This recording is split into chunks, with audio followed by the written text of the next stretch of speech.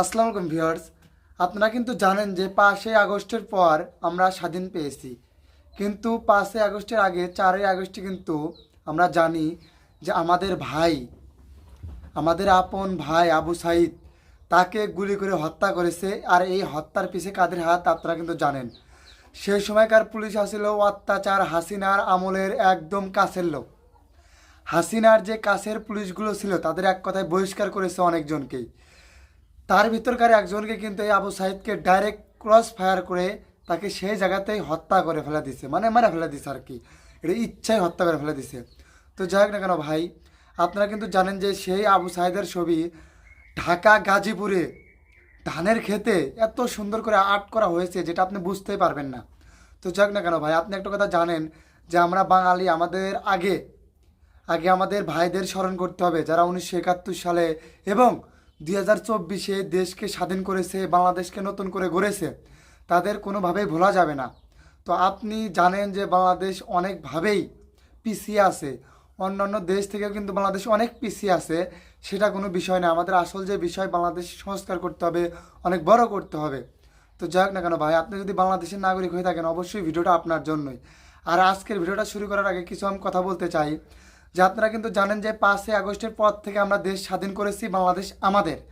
আর এই দেশকে কিন্তু অনেকভাবে কূটনীতির চাল চালা যাচ্ছে এই মোদী সরকার, এবং হাসিনা বাইর থেকেও বাংলাদেশকে শেষ করে দেওয়ার একটা সেই কূটনীতি চাল দিয়ে যাচ্ছে।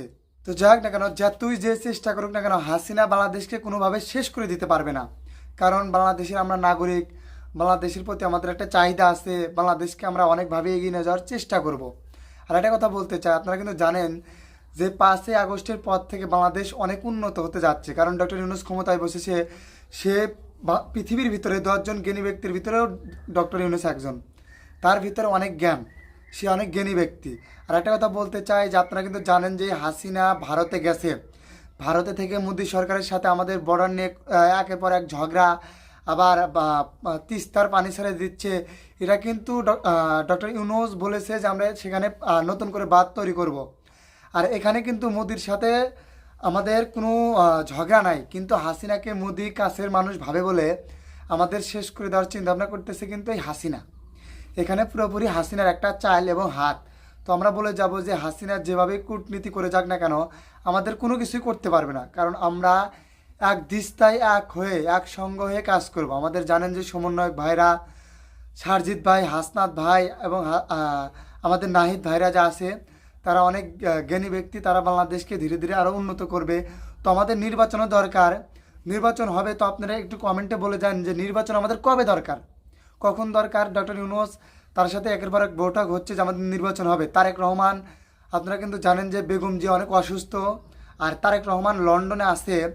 কিছুদিনের ভিতরে তারেক রহমান আসবে, বাট নির্বাচন ডক্টর ইউনূস, কিছুদিন আগে একটা নিউজ ভাইরাল হচ্ছিল যে নির্বাচন হবে 25-এর শেষে মানে ডিসেম্বরে, কিবা 26-এর প্রথমে মানে জানুয়ারিতে, ডিসেম্বর কিংবা জানুয়ারি 2 মাস। তো আপনারা কিন্তু জানেন যে 2 মাসের ভিতরে নির্বাচন হওয়ার পুরোপুরি একটা সম্ভাবনা আছে। আর এই 2 মাসের ভিতরে নির্বাচন দিতে পারে। তো যাই হোক না কেন ভাই, আপনি যদি আমার চ্যানেল নতুন হয়ে থাকেন অবশ্যই চ্যানেলটা সাবস্ক্রাইব করে দিয়ে যাবেন এরকম গুরুত্বপূর্ণ ভিডিও পাওয়ার জন্য। আর পুরো ভিডিওটা দেখার জন্য অনেক অনেক ধন্যবাদ।